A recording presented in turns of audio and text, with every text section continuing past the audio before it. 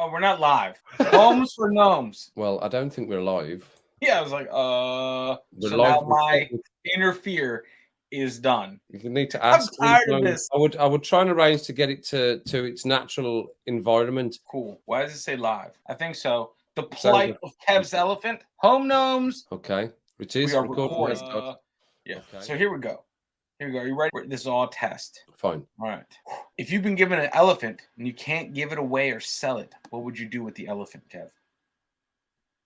I'll give it away or sell it. Wow, that's a very good question. I can't give an elephant away or sell it. I can't give it away. Did you say I can't? Yeah, you can't give it away or sell it. Those are the parameters. Well, your only option is to keep it then, isn't it? Or to let it run free. You'd have to take it to Africa or something.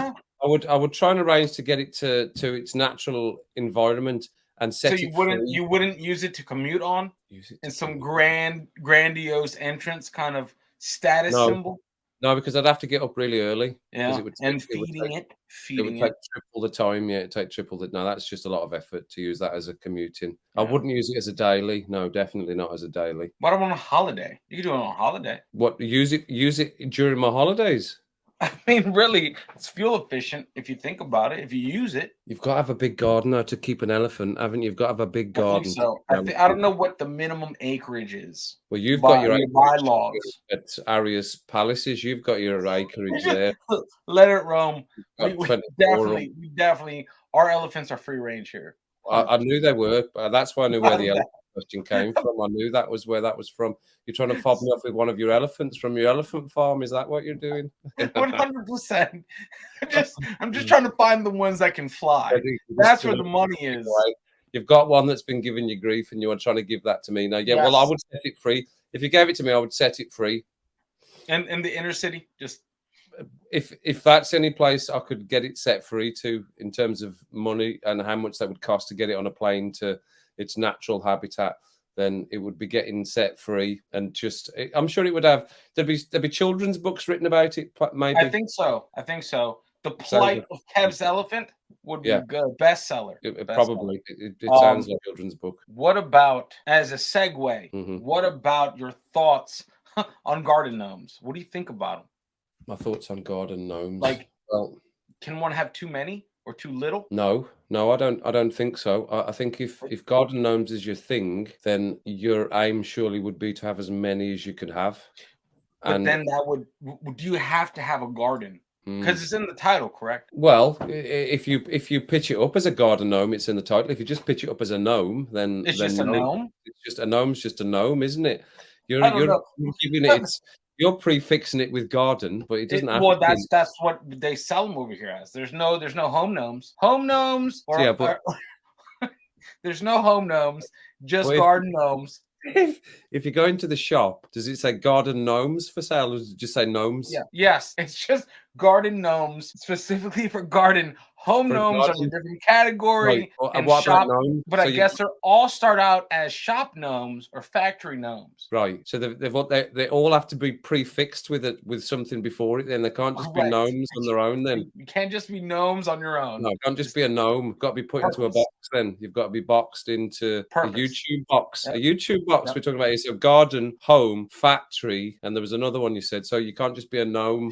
Shop gnome. Right. Well, I think that's unfair on the gnomes. Probably. I think so too. It's a predetermined fate. I think it should be. We live in a society where you can be whatever gender you want to be, but now we're prefixing gnomes with where they need to be. With destinations. Garden. What if they don't want to be? What if they're pinned as a garden gnome? They want to be a home gnome. And this is what I'm saying. They have to be sold. Maybe it's a class system, and I'm all against class systems of gnomes.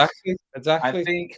But I do believe every gnome needs a home. But not every gnome is a home gnome. Every gnome needs a home. Why does it need a home then? Why can't it roam? Why couldn't it be a roaming gnome? It could be a roaming gnome.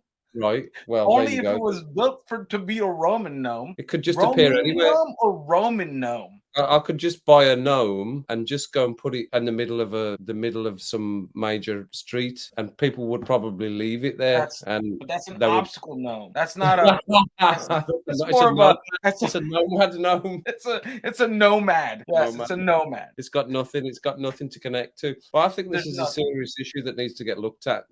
I think so too. There's a lot of gardens out there that are either gnomeless or full of gnomes, overpopulation of gnomes in one specific area. Or there might be gardens overpopulated with gnomes that don't feel like they belong in a garden. This is the real issue. And that is the real issue. That's the real issue. You gotta go to the council. Like, look, you need to ask. I'm tired of this. You know, cost of living way high, but yeah, I never wanted to be in a garden. I always wanted to be a factory gnome. I always wanted to be a shop gnome, but I didn't have a choice. I was put in a garden, and the plate of gnomes. Now I feel out of place. I feel like I don't belong, and I see the gnomes in the shop, and I just want to be like them. So I think it's definitely something that's worth looking at in more detail. I agree. We are gnomeless here in this house, and I will fix that soon. Yeah, I'm gnomeless as well. But I could have a home gnome, or I could have a garden gnome for sure. Do they have to have red caps? I've seen one with purple caps or blue caps. No. You're so stereotypical of the gnome, Daniel. I don't know. I'm pulling my gnome knowledge from that one documentary, Gnome Alone, or the Gnomeo and Juliet. That's the documentary. I think it was BBC Edinburgh. Dear. I've seen a couple of gnome rallies recently, and they mentioned these. They reference these particular things that you're talking about as being the things that they're keeping gnomes down at the moment. That's the things that are keeping gnomes in their place. You got to name the gnomes. Name the gnomes. Name those gnomes. You know? Yeah, absolutely. No gnomes should be nameless. Homes for gnomes. You know? That's the slogan. There's your slogan right there. I thought it was well known across the pond too. Homes for gnomes, 100%. Jesus. I'm down with that. All right. How about another one? Let's do a segue. Let's segue. All right. Here we go. If you could charge to wash every window in your hometown, how much would you charge? Am I doing the washing? Yeah. So I've got to get up and wash every window myself. In your hometown, how much would you charge? How many windows do you think there are?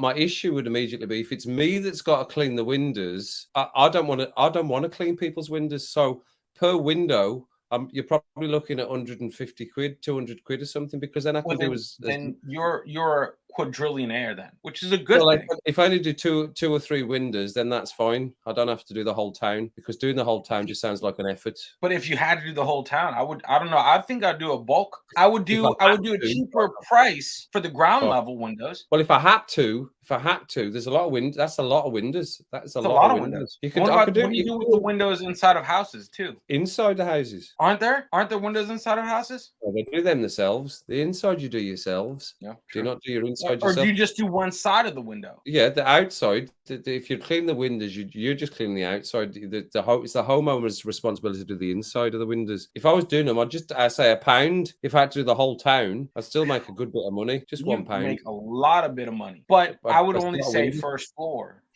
windows, because I don't want to deal with ladders. I don't want to deal with carrying a bucket of dirty water. More windows or wheels in the universe. What do you think? Windows or wheels? Yeah. Bloody hell, that's because there's a lot of tall buildings. There's also a lot of 18-wheelers. There's a lot of vehicles, but there's also a lot of tall buildings that are all glazed.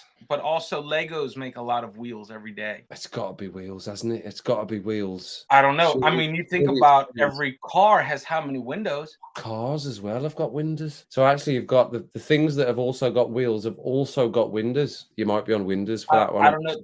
Toy productions have wheels too. It's a car. You're generally gonna have 4 wheels, but you're likely to have 6 windows, front and back, and 4 on the sides. So you're gonna have 2 more windows that you can have wheels. That's true too. But the Lego cars don't have windows, and they have 4 to 6 tires or wheels. Lego cars. It's still wheels or wheels. So you're just talking about wheels. You're not talking about wheels that are actually getting used by humans. You're just talking about anything that wheels. Yeah, just wheels. And wheels or windows. A window's only going to get used by a human. There's nobody else that uses windows. It's not like dogs using windows. There's no dog windows, not yet. But there's Windows 10, Windows 98.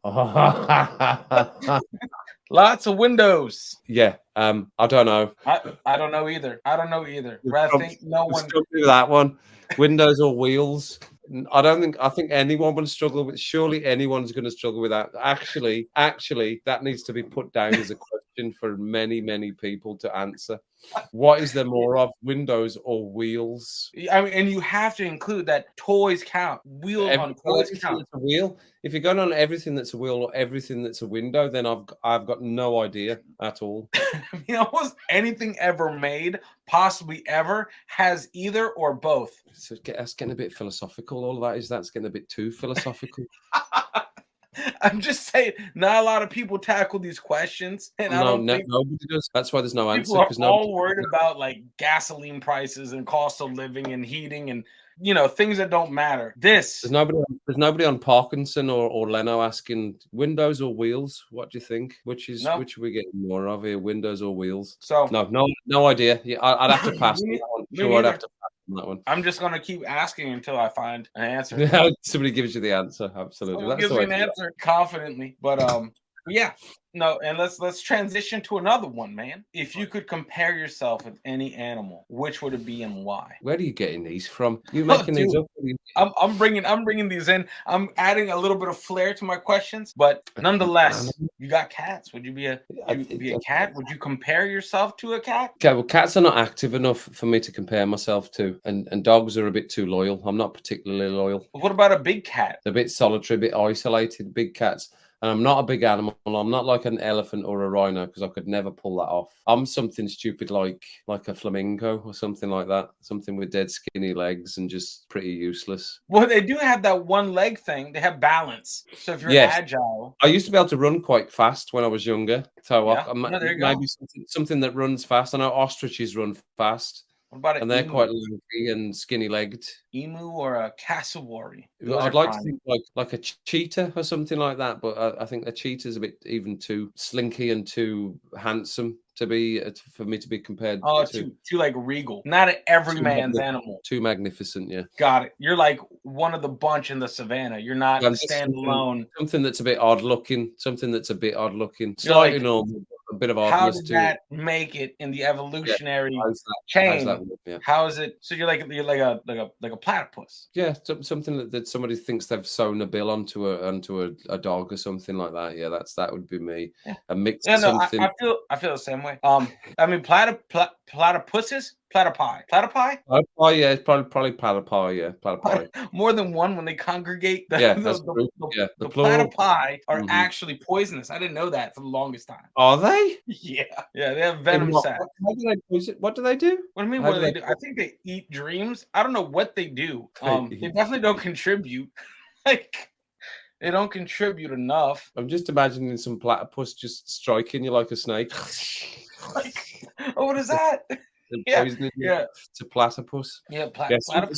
Something dead unusual looking with skinny legs. That's all I've got in my head. Skinny legs with a slightly larger body than the legs look like. That would be me. That's a bit quick on its feet and moves a bit erratically. That sounds quite like me. So not like an alligator or crocodile. No, that's far too. That's advanced and intelligent and sleek. Nothing that like you have that burst of speed. But for the most part, you're just lurking for prey. No, I don't think lurking for prey. No, probably be prey.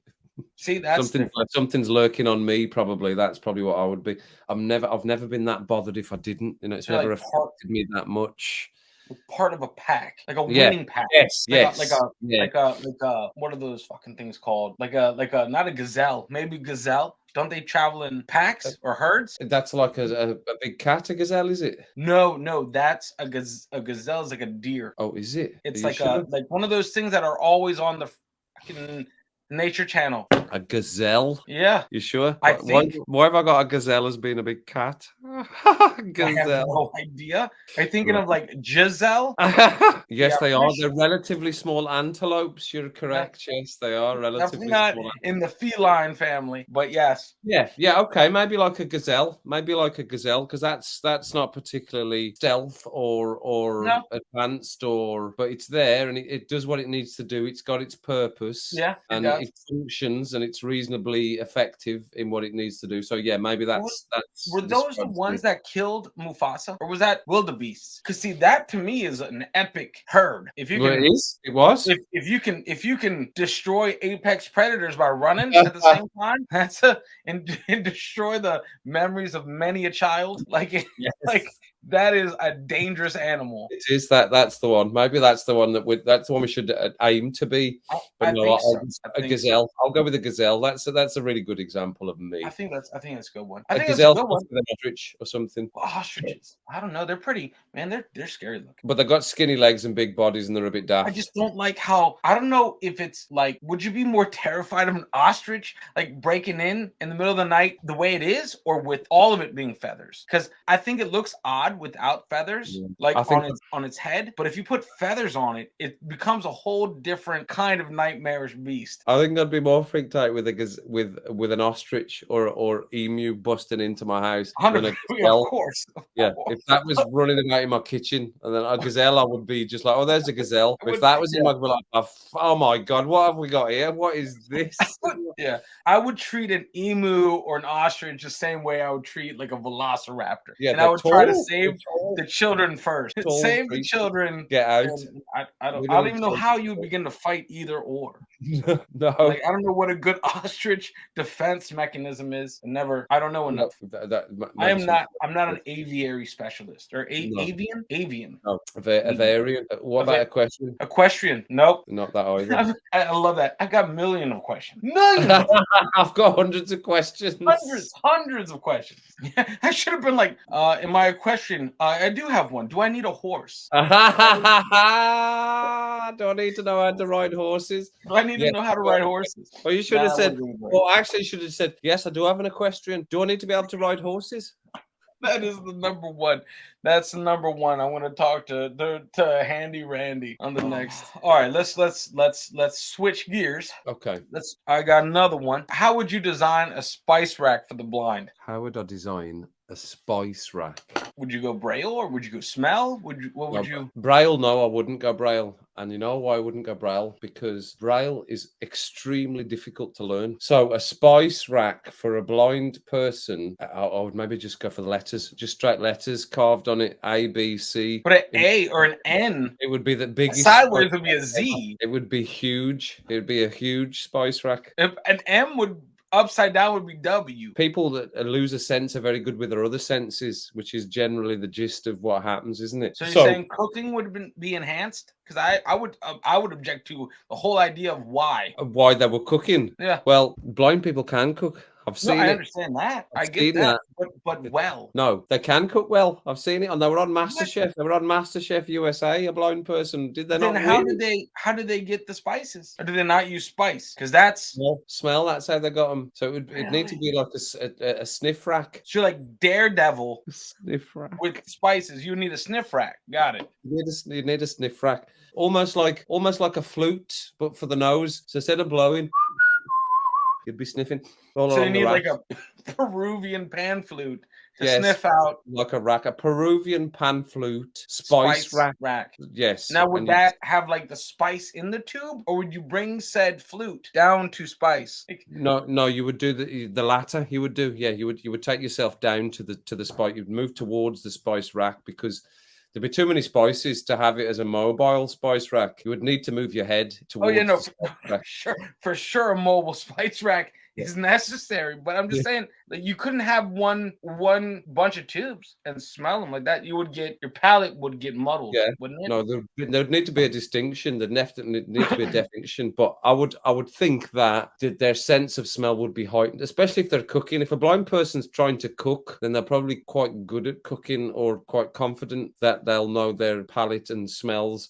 So hopefully the Peruvian sniffing spice rack would see them fine, as long as they're well spaced out. Maybe a little barrier gap between each spice. Like with like a peppermint to clean it when you smell it? Yeah, or even an electronic one where you just press a little button and it just pops a little whiff out, and you go, "That's the one I want," and it just dispenses it. That might be. I think you're onto something. You can have something that says the spice. Yes, yeah. Just press it. Push It a says button. oregano or oregano, wherever you're from, and then it just pops out. But speaking of spice, do you think Braille is in different languages, or is it its own language? No, it is what it is. So across the world, it's one language. It is one, yeah. Huh? Well, that's wild.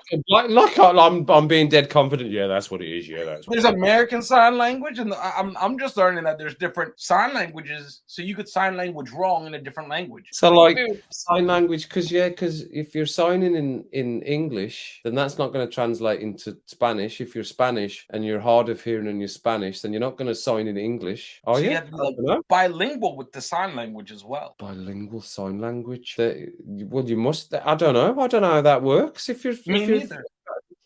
you're a different language and you're hard of hearing, you're not everyone's going to be signing in English speaking language. But that's like saying there's the international signs for various things, like the telephone, like the Peter K telephone. That's the telephone, or a drink. You know, it doesn't matter what country you're from. Doesn't matter what country. And I know thank you. I know that's thank you. Do you think Italian sign language is easier because they do tend to talk with their hands? That's what Italian language is. Hey. Sign language. You know what? How does sign language translate through languages? And how does Braille translate through different alphabets? Because we've not all got the same alphabet either. And some people read from left to right and right to left. It's very, very, very good questions.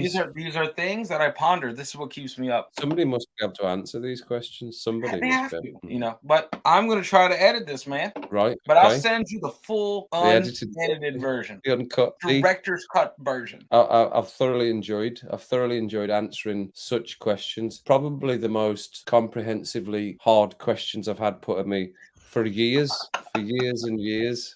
Well, you know, I feel like the thing is, once you take answers off of a pedestal, then you can ask. Well, I'll need to go off and have a rest after this. Yeah, for sure. Yeah, sure. And see and ponder my life generally. The one that's really sticking out for me is the gnome issue. The gnome issue. I think Homes for Gnomes 2023 is happening. Hashtag Homes for Gnomes. That's something that I need to push forward with. But also push it over there. Also the issues of wheels and windows. That's a tricky one. I'm really stumped with wheels and windows. Me too. But this is why I asked. I was like, you know what? I gotta ask. That needs to be asked of more people. That question. I think it really does. I think so. I'll be very interested to see what people come up with that one. But I'm gonna send this to you. I'm gonna stop recording now. Go.